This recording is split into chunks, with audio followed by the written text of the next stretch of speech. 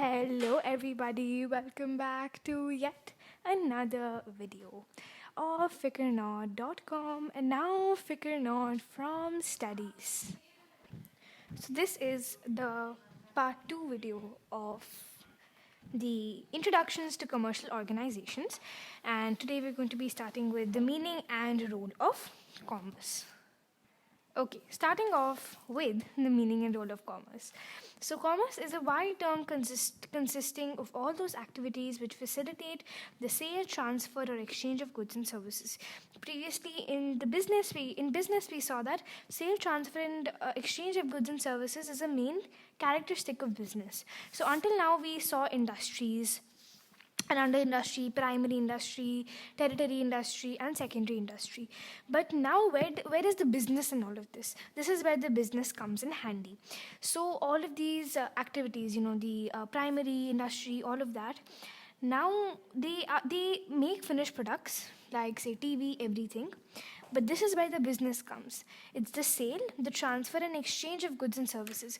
You are buying all of these finished goods and services from the industries, and now in commerce, you are selling them to the consumers, like the public, who are going to buy all of these products, be it products like edible products, non-edible products, or automobile products, or just you can say TV, all of that stuff, be it anything.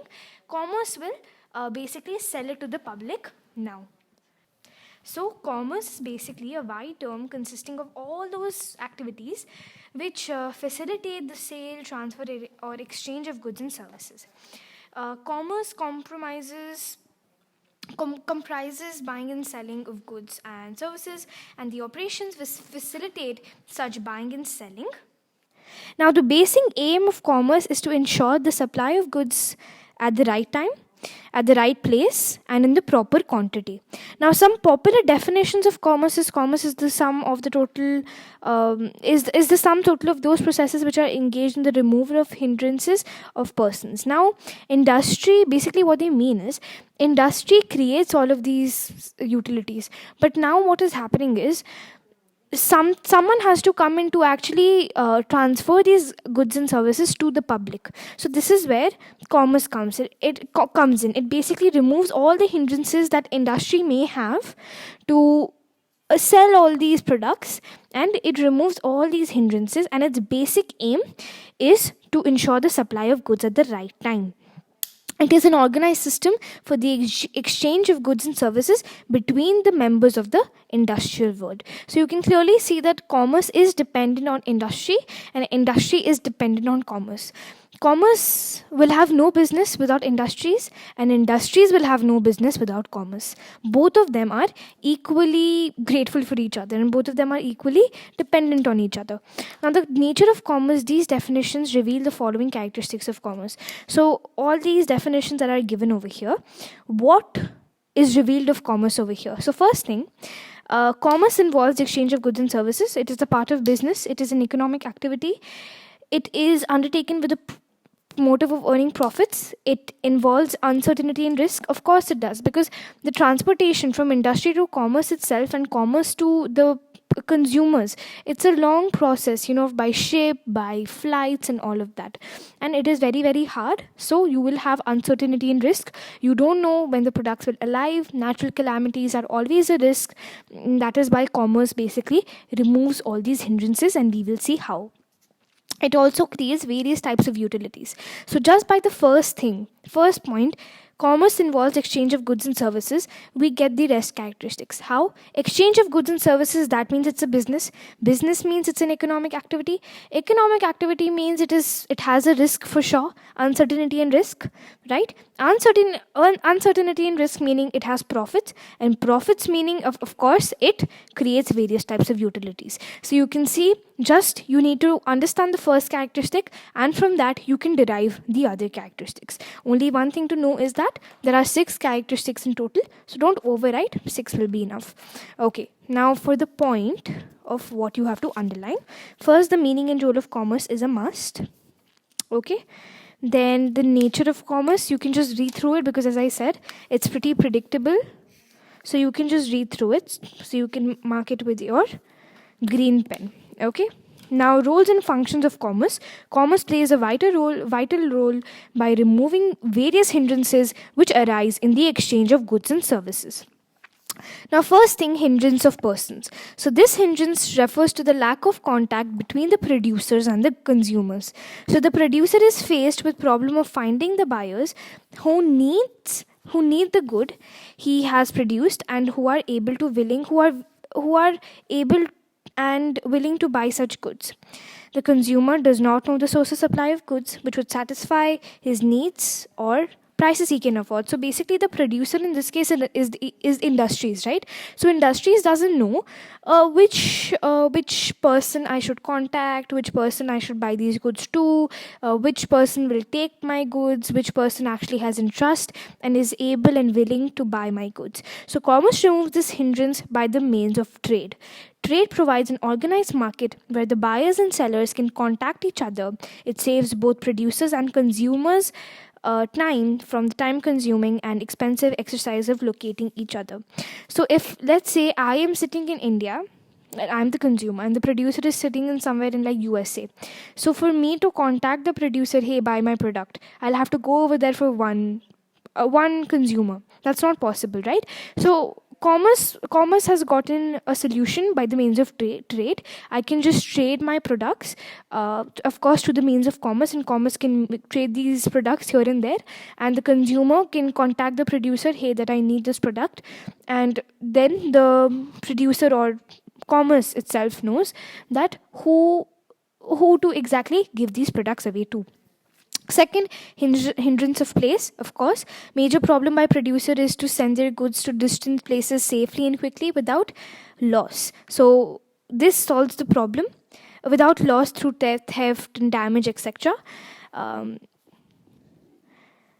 Pilferage, whatever, right? So commerce solves this problem by modern means of transport, and that way you don't have to exactly courier or anything like that. You can just basically hire a ship and commerce comes in there, and there are different business activities for this also. Different people, the people are there in trade, people are there in transport, so that's a business too. So you can see everything has business over here.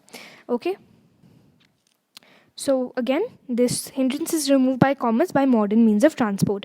Then hindrance of time is removed in modern industry. Goods are produced on a large scale in anticipation of demand. So let's say I am producing a packet of chips, and I say that I just predict that my chips are going to be completely in demand, and the next week they are. But due to natural calamities, etc., this demand could not be fulfilled, and therefore people and the consumers, the only week that those chips were in demand, the chips were not there, and that's why my company got like a lot of loss. It received a lot of loss. So how is this hindrance removed? By warehousing, right? By warehouses. So basically, there are storage facilities where I can store my products whenever I want to, and the retailers can take the products from there, and then they can sell it in their retail shop. So warehousing, etc. And this is also warehouse is also important to protect the goods from fire, rain, pests, etc. Warehousing is thus an integral part of commerce as well. Then hindrance of risk. So during the transit of storage, goods may be damaged. Now let's say I might, again, let's go back to like the chips example, and my chip is it's really in demand right now. So I have a lot of goods in my warehouse, and I don't exactly have the time to go to each and every packet and see what the expiry date is. So I just send them out to people, and I get to know that I suffered a loss of say 100 chips of packets because it was the expiry date was there. So how is this risk removed? Not only that, but also what if my warehouse catches fire, or there is a flood that completely destroys my warehouse and my goods and services, and let's say I had 1 lakh packets and boxes in there. I suffered of that much loss. If one packet is say 1 rupee, I almost then suffered a loss of 1 lakh or whatever, all of that, right? So that's why this hindrance is removed from commerce by the means of insurance. So insurance is used, and Businessmen can cover the risk of loss due to the damage and destruction during transit. Thus, transportation, packing, insurance are useful commercial activities, and all of these are used in insurance. And all of these risks are covered in insurance. Then, hindrance of exchange. So now, buying and selling of goods between persons living in different places requires a common medium of payment.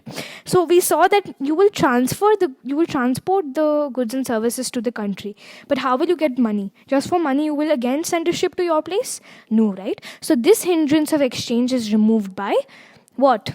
It is removed by modern means of transport, Paytm and all of those apps, and online transaction of banks, where from one place to other you can just transport the money, especially in COVID. Your schools, etc., how are you paying them money? Of course not by going to the school, but just by online transactions. So all of this can be done by online transactions, and bank help remove this obstacle in the process of exchange by making first collecting payments, and also they can send their money from bank to bank, like to an account. They can transfer it to an account, and also online payment is one more thing. Then the last and final hindrance that we see is hindrance of knowledge.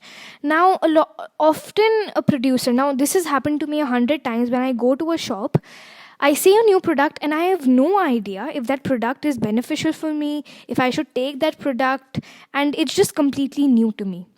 But again, there has been 100 times when I go to a shop and I'm in a search of a product that I saw in an advertisement. So the hindrance of knowledge, a lot of times the producers don't know what the product is like, how was the product market, is the product beneficial, does it come from like a large scale industry, a small scale industry, will it harm your health, etc. So all of these hindrances can be removed by advertisements. If I advertise my product in such a way that the customers really like my advertisement, half of my business is done over there, because advertisements play a vital role in any business, and this way I can basically attract customers to buy my product, to get to know what is so unique about my product, basically. Okay, so that was about commerce. We'll talk about branches of commerce as well, because as I said, all of these hindrances are not just removed by commerce. Commerce is not like a genie, it just comes and removes these hindrances. There are different businesses and branches of businesses, or branches of commerce as we say, inside this as well. So with your yellow pen, mark hindrance of person, mark trade, provides an organized market, all of that. Yeah, mark hindrance of place, then mark hindrance of place, then mark a major problem, mark modern means of transport, mark hindrance of time, then mark warehouses, mark hindrance of risk, and then mark insurance, mark hindrance of exchange, and then mark bank online transactions and modern means of payment. And then hindrance of knowledge, mark advertisements or advertisements, whatever. Okay, perfect. Now let's move on to the branches of commerce. So where is business included in all of this? Commerce is just a person, again, not a genie. So there has to be some or the other type of business, and this is where the branches of commerce comes in. Also, one more thing, you can mark this table for a quick revision. So you can mark it with green, just to go through. When before the exam you want a quick revision, you can go through that table. Okay. Now branches of commerce. So branches of commerce, hindrance of person was trade, hindrance of place was modern means of transport, hindrance of time was warehousing, hindrance of risk was modern means of transport, then banks, etc. Hindrance of knowledge was advertising. So these six are the branches of commerce. First, trade. Trade means buying and selling of goods. Trade removes the hindrance of person by establishing a link between the producers and consumers. And trade, basically, it's an organized market where the producer and the consumer can exactly contact each other. Then both of them know each other. They know what kind of product the consumer is selling. The producer also knows what kind of product the producer is buying, and if it's meeting his or her expectations. And this just removes the expensive exercise of locating each other. So trade. Then transportation. Transportation removes the hindrance of place by moving goods from the places of production to the places of consumption. It overcomes the distance barrier. Then warehousing. Warehousing removes the hindrance of time by holding goods after production until distribution. Then insurance is, of course, business involves risk of loss, as in, theft, fire, accidents, floods, natural calamities like earthquakes, storm, etc. So insurance removes the hindrance of risk, and businessmen can protect themselves against these risks by taking an appropriate insurance policy at a small premium, as in small money. Banking, again, modern means of transport. Businessmen need finance and credit to carry on their activities. Banks provide funds to businessmen, so they not only allow modern means of transactions and money transferring processes, etc., but they also provide funds to businessmen so that they can invest in their business how much ever they can to produce a product that is beneficial for the customer or the producer, right? Then advertising removes the hindrance of knowledge. Then you have the last one, packaging. So these 6 we've already known. Yes, so these 6 were already known by all of us, of course, by learning the hindrances. But now we have one more extra one, that is the point number 7, packaging. So packaging means designing and producing packages for different products to protect them during transportation. During transportation, you need to package your materials so well so that even if a flood comes or even if a little water is sprinkled, your material shouldn't get destroyed or anything, because especially if you're going with sea, water can come up on like the materials all the time. So you have to package it so well so that nothing happens to your product, and packaging is included over there. So transportation, warehousing, insurance, banking, advertising, etc. are known as auxiliaries to business activities because they assist and support trade and industry. They are an integral part of commerce as they remove various hindrances which are faced during the production and distribution of goods. Alright, now let me tell you, and services also, sorry, let me tell you what all to mark now. Okay, branches of commerce as a whole you can mark, trade you can mark, transportation of course, warehousing, I think you already know what to mark, all the points basically. Insurance, banking, advertising, also packaging, and one main point. Auxiliaries to business activities. Because auxiliaries meaning merits almost, right? So they are merits. They help take on and they support basically trade and industry. Now among all of these branches of commerce, transportation, warehousing, all of this is almost like a part of commerce. They help take on commerce, but trade is something that happens in a business anyway. The buying and selling of goods and services, the exchange of goods and services from the consumer to the producer. So trade also becomes a very integral part, and that's why we'll discuss about trade also now. So trade is an integral part of commerce. Oh God, I really did not read the integral. It just came out of my mouth. See, it's the same thing. Yeah. Okay. I'm sorry. Trade is an integral part of commerce. Trade facilitates production of goods on a large scale by distributing goods among consumers spread at far-off places. Trade means the sale, transfer, or exchange of goods and services for a price. The exchange of goods may be for cash or credit. The persons who are engaged in trade are called traders or merchants. Traders serve as middlemen or link between producers and consumers. Yes, that is true. So trade is like a link between producers and consumers. That is why it removes the hindrance of person, right? Removes the hindrance of person. Again, mark meaning and types of trade, mark the definition, mark traders or merchants, and also mark middlemen or link between producers or consumers. Okay? Yes, and we're all done. Perfect. Now this is the what am I saying? Sorry. This is the distinction between industry, commerce, and trade. What I'd suggest is mark it with green because you don't exactly need to learn it. It's pretty simple points, but you can just go through it as a revision because it's always better to go through such points. And also, again, the basis of distinction or the parameters, all of that is very, very, very, very, very important. Okay? Okay, perfect. Alright, now let's start with the types of trade that we see. So, trade is of the following types: internal trade. Under internal trade, you have a few. Then external trade. Under external trade, you have a few. And that's the types of trade. So, trade is of internal and external types.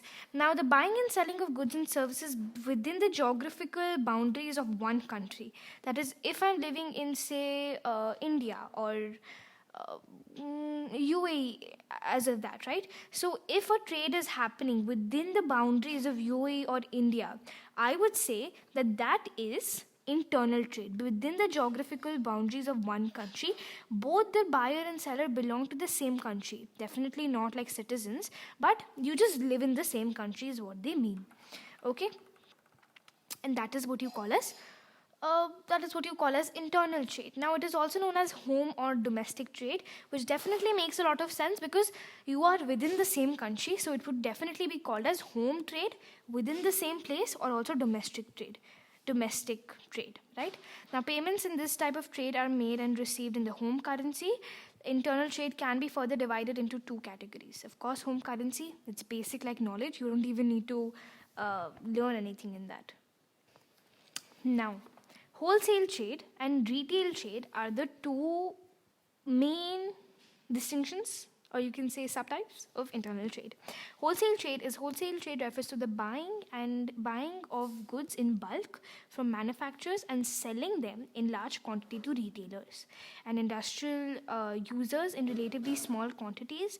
The persons engaging in wholesale trade, they serve as a link between producers and retailers. So you have producer and you have consumer. Between that you have trade.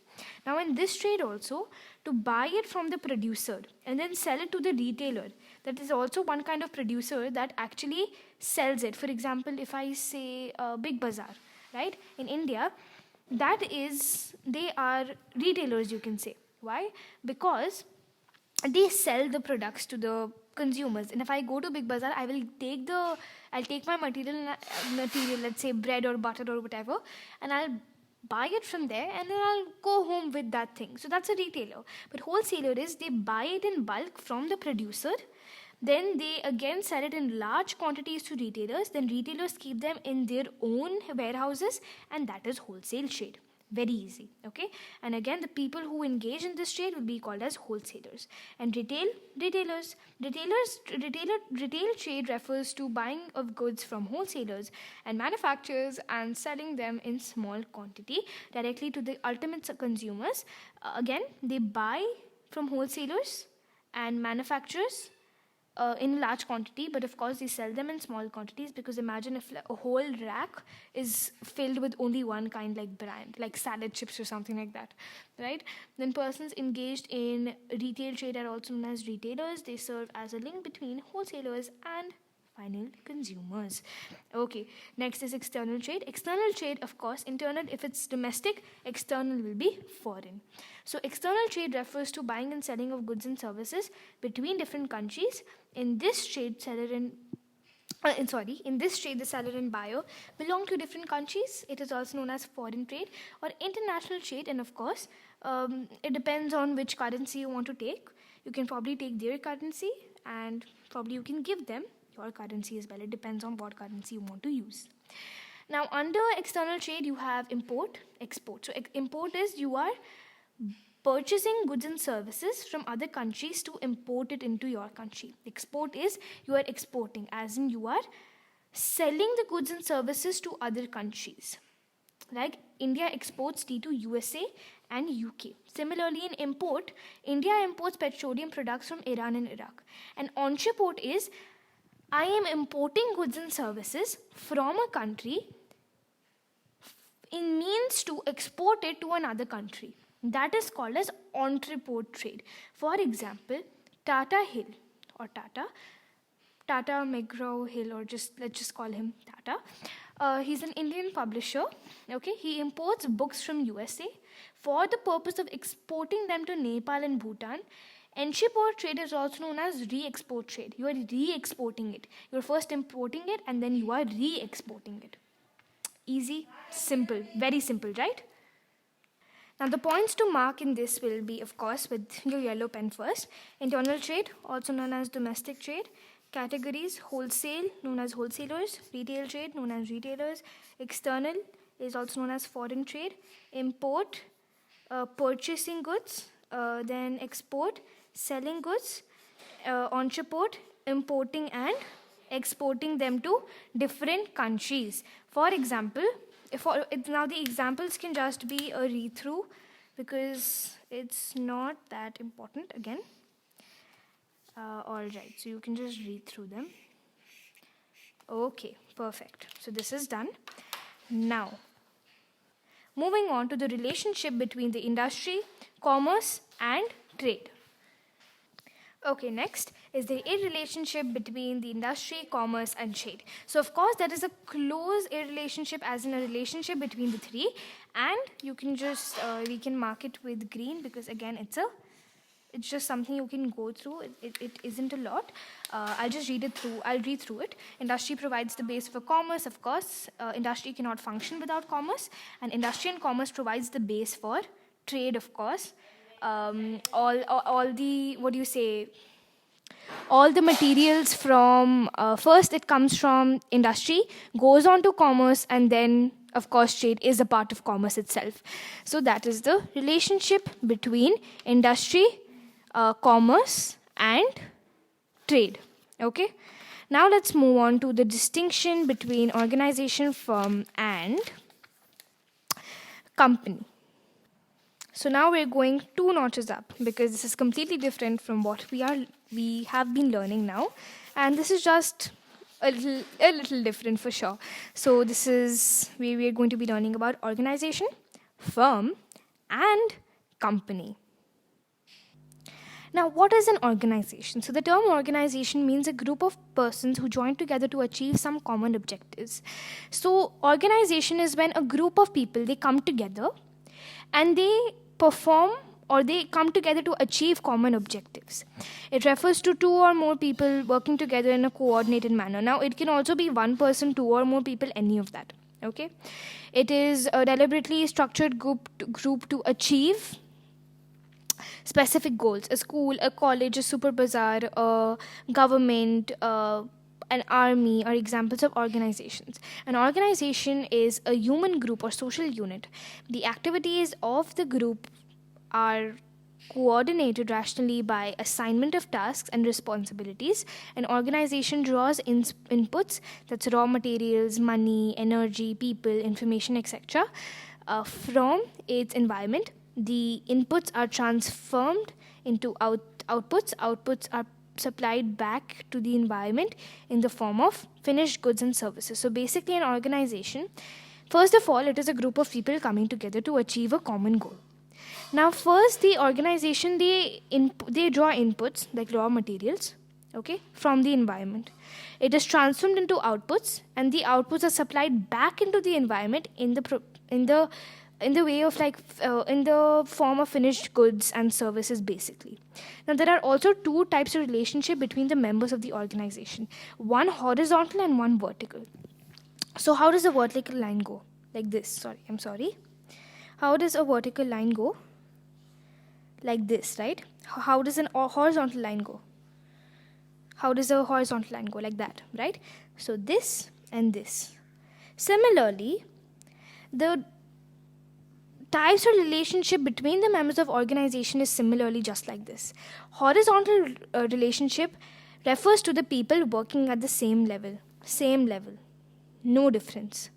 But vertical refers to the relationship between superior and the lower class. Not lower class, but in a lower position. Superior as in you can see the head. And this person is probably only the manager. So that is the difference. That's horizontal and vertical. Then organizations may be commercial and non-commercial. Again, commercial and non-commercial, you all know. Commercial organizations refer to organizations which are formed to carry on some business activities. Non-commercial organizations are just to help the society, and they're also made in the purpose of promoting art, culture, religion, etc. And they all are also non-economic activities, clearly. For example, Lions Club is also a non-economic activity, or you can say a non-commercial organization. Now, sole proprietorships, companies, firms, joint stock company, joint Hindu family businesses, all of them are commercial organization because they come together to take on a business activity, it basically means economic activities, and also because they want profits in return, basically. So important terms: horizontal, vertical, group of people coming together to achieve a common task. Resources are being taken from the environment as inputs.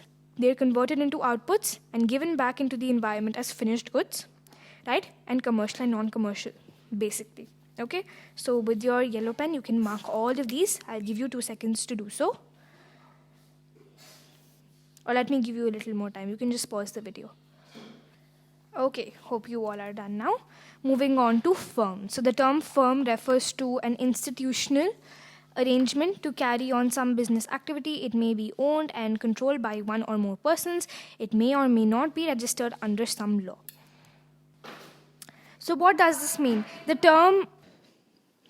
So what does this mean? The term firm refers to an institutional arrangement to carry on some kind of business activity. Now, in organization, you had business and non-business activities. But firm is an institutional arrangement to carry on some business activity. It may be owned and controlled by one or more persons. It may or may not be registered under some law. It is a unit of ownership, management, and control. Mark this, it is very important. So a firm, it is a unit of ownership, not only ownership but also management, and not only management but also control. It means a business enterprise which owns and controls a factory, shop, office, etc. A business term may be based on an informal agreement or a formal association. The term firm is wider than the term plant, which represents merely a technical unit like a factory or mill. Business activities are performed in business firms. A business firm is a concern which undertakes business activities. Business firms refer in their nature, size, and ownership. Basically, over here, now firms are nothing but business activities. It refers to an institutional arrangement which is a business activity. Now, it may be owned by one person or one or more people. It may be a formal or an informal agreement, and also it has ownership, management, and control, right? Of course, firm also comes under commercial organizations. And it's also a type of organization. So organization comes first. Under organizations, you have firm and companies, you can say, basically, right? And not only that, but a firm can be a sole proprietorship, it can be a partnership, or even a company. Proprietorship is owned and controlled by one person, not a separate legal entity. And partnership is owned by one or more people, and it is not a separate legal entity. Every firm is an organization, but not every organization is a firm. And also, a business firm is concerned with undertaking business activities. Business firms, they can differ in nature, size, etc. It can be a manufacturing firm or a commercial firm. It can be of any type, basically. So that is a firm. Now, the important points to note: firm first. Definition: may or may not be registered. Unit of ownership, management, and control. Then it may be formal or informal. Then it may be large or small in size. Maybe manufacturing or commercial. And it may be a sole proprietorship or partnership, or even a company, basically. And also, every firm is an organization, but not every organization is a firm. That's right. Okay, moving on to organizations now. Now, what is a company then? Well, a company is a voluntary but an incorporated association of persons created by law. It has a separate legal entity distinct from its members. It is managed by a board of directors because there is no physical body. It is also an artificial person. Every company is an organization, but not every organization is a company, basically. Now, what is a company then? Basically, it is a voluntary association, a very formal association, you can say. And also, it is a voluntary but an incorporated association. It has a separate legal entity and it is managed by a board of directors. That is the definition. So you can mark that complete thing. Okay?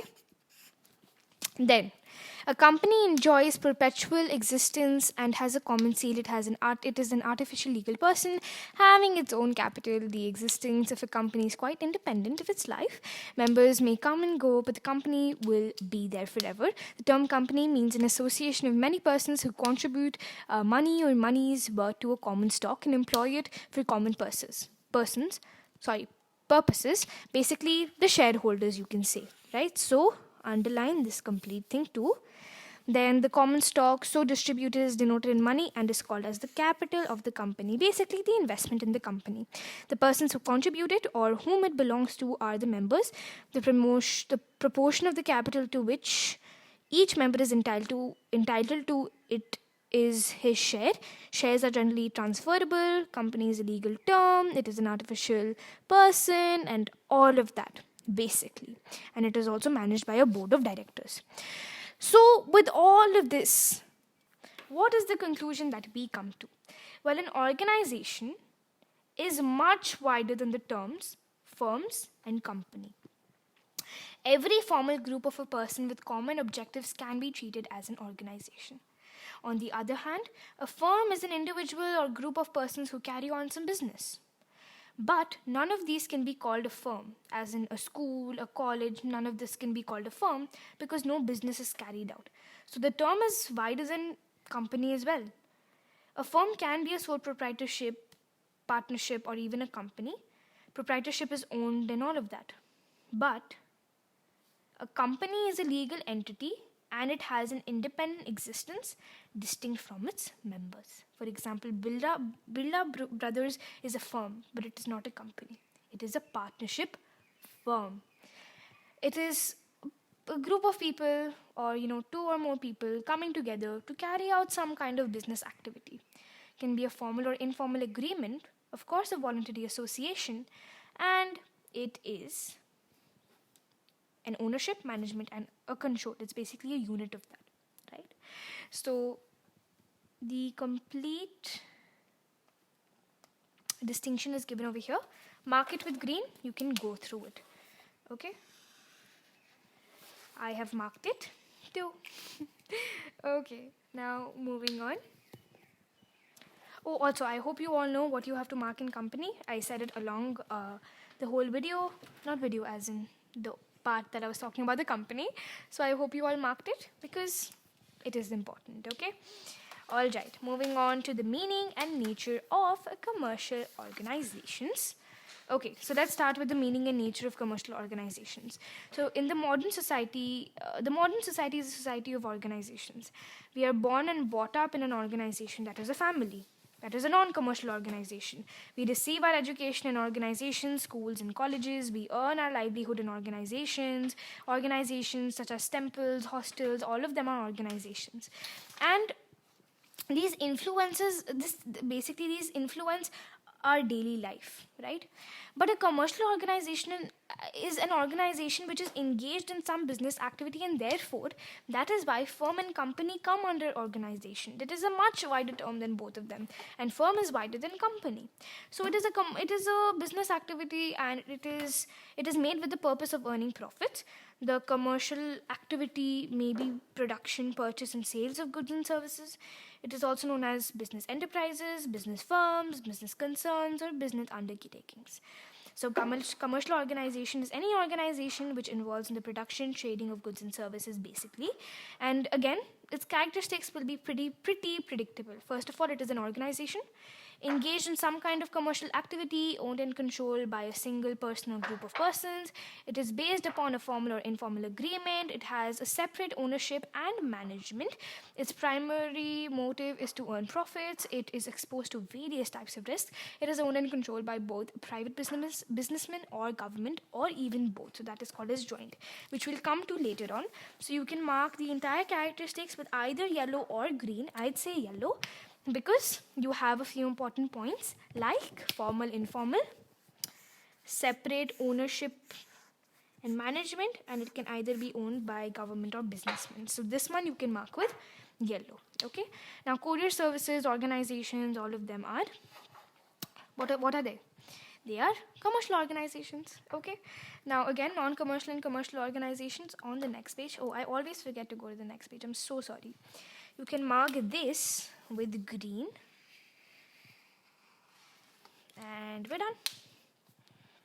Now,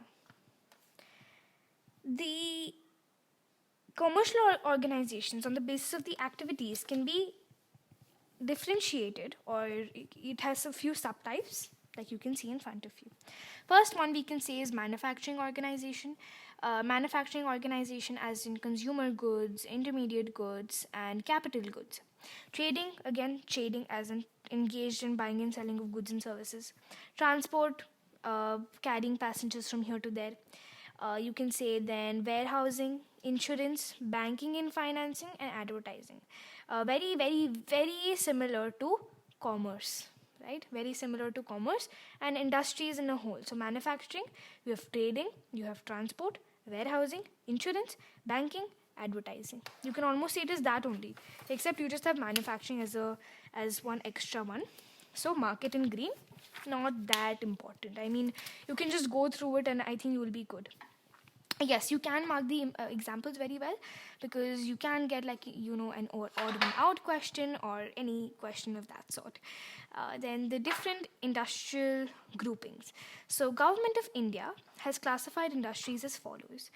Agriculture, forestry and fishing, mining and quarrying. I'm sorry if I'm pronouncing it wrong. I'm very, very sorry.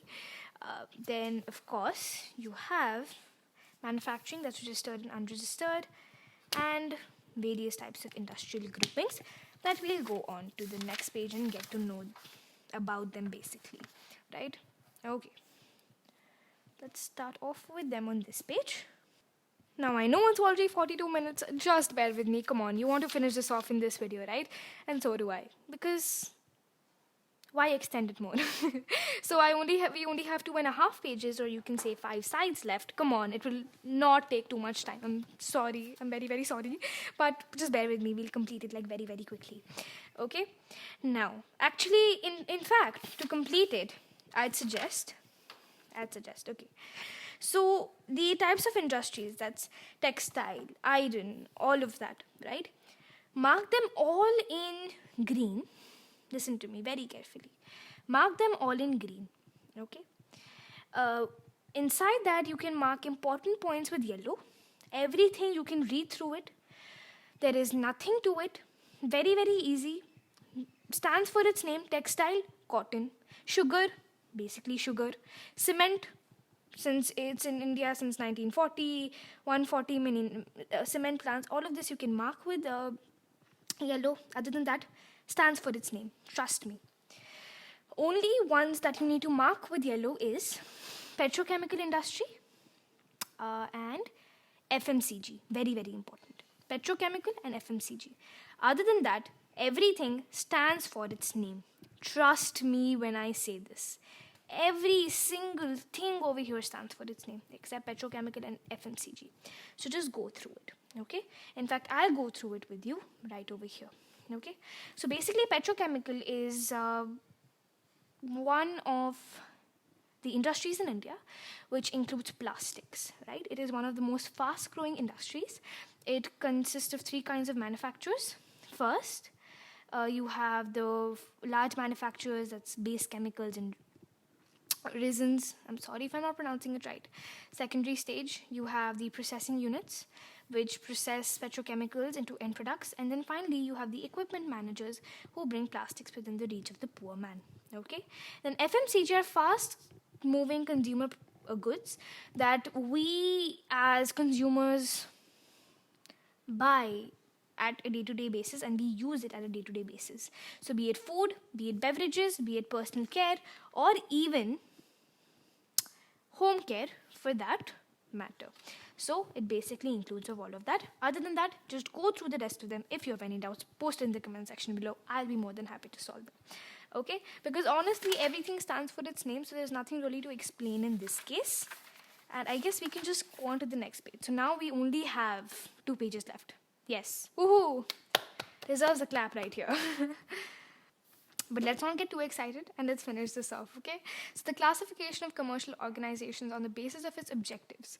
So on the basis of its objectives, commercial organizations are divided into 2 organizations: profit-making organizations and non-profit-making organizations. Now, profit-making organizations refer to those organizations which are formed for the purpose of earning profit. Such organizations are engaged in, basically they sell goods and services, and their aim is to earn profits. Very, very, very similar to commercial organizations. You can almost say it's the same thing. Non-profit making organization is definitely, they do not want to earn profits. Their purpose is for social services, public welfare, and all of that. Like commercial and non-commercial over here is just given a new way. And the main features of the non-profit making organizations are, these organizations, they may be registered under some law.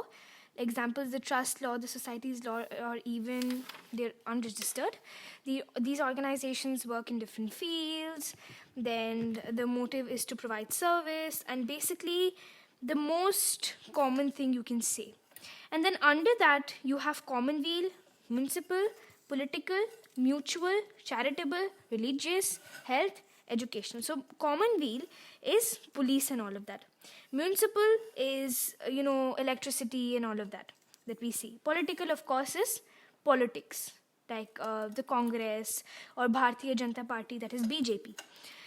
Then mutual benefit organization is organizations that benefit the members and the public, like, clubs and malls in which we all shop in, chambers of commerce, then trade unions, all of that. Charitable organizations, of course, poor shelters, if they need charity, you give it to them. Religious, for religious purposes, health for health purposes, and education for educational purposes, like government colleges or government schools. So through the objective of profit and non-profit organizations, the distinction between both of them is given right here. You can go through it if you want to. Again, you can mark it in green. Okay, because it's pretty much very predictable, but you can just go through it, because the basis of distinction, or the parameters and the basis of distinction is very, very important. And on the basis of that, if you write it, it'll make your answer, I'd say, 100% better. Now we come to one of the most important parts of this chapter: classification of commercial organizations on the basis of the ownership structures. So ownership structure means the pattern of ownership of a commercial organization. It indicates to who exactly has complete rule over this organization. Now, on the basis of that, before I told you, right, organizations, it can be ruled it can be ruled privately by a businessman. It can be ruled publicly by the government, or it can also be ruled by both. So on the basis of that, the ownership structures, right, they are divided into private sector enterprises, public sector enterprises, and also joint sector enterprises, right? Now, starting off with private sector enterprises. So when the ownership is in the hands of a person other than the government, the enterprise is known as a private sector enterprise. Okay. Now, private sector consists of all those business undertakings which are owned only and controlled only by the businessmen. The Reliance Industries, all of them, they are only and solely owned by the businessmen. Okay. A few characteristics will be: a private sector undertaking is fully owned and controlled by one or more businessmen. Maybe individual, maybe joint, we don't know. right? Profit motive, main objective of course is for profits. That's why it is private. You want all the profits to yourself. Profits provide the reward for the risk assumed and required return on the capital. Then no state participation. There is no participation of the central or state governments. Everything is in your hands, so you won't have any lethargy or any leniency because the government does not have control. Private financing, of course, you will finance, you will completely invest in your own business. The capital, everything is upon you. Independent management again, because the whole business is in your hands. Then, as for public sector enterprises, just opposite of the private sector enterprises. Antonyms: business enterprises owned and operated by the government or any of its agencies are called as public sector enterprises. Public sector consists of all those undertakings which are owned and controlled by the government or by a government agency. All industrial and commercial undertakings which are under the ownership and control of the central government, state governments, and municipal bodies are a part of public sector enterprises. Like Indian Railways, all of these, the government has to have some or the other, some or the other interaction or some or the other part, because people are going in such government needs to know, like the Indian railways. If it's Indian Railways, of course the government has some or the other some or the other how do I say this, some or the other involvement in the process, right? Now, a few factors again. Characteristics is state ownership. Of course, the central state government is it's fully owned by the government. Public sector enterprises are organized as departmental undertakings, or public cooperations and government companies. There is completely a government control. You don't have profit control because, of course, if the government has control, you don't have any profit motive, of course, and your main motive is basically for service. Again, public accountability is important. The money invested in public enterprises is public money. Therefore, these enterprises are answerable to the public through the parliament. Okay. Now, the third one we come to finally is joint sector enterprises. Now, enterprises owned partially by the government and partially by private businessmen are known as joint sector enterprises. They consist of all business where ownership, management, and control are shared jointly by the government and the private businessmen. Cochin, refineries, all of these are joint sector enterprises. First is mixed ownership. Both of them are equal owners. Combined management. The management and control of a joint sector enterprise lies with the nominees or representatives of the government, private businessmen, and public. Company form of business organization is adopted in the case of joint sector enterprises, for sure. Share capital. The share of the government, private businessmen, is the public in the capital are 26%, 25%, and 49% respectively. And the aim is to pool the financial resources and technical know-how to state and private individuals, basically. Okay.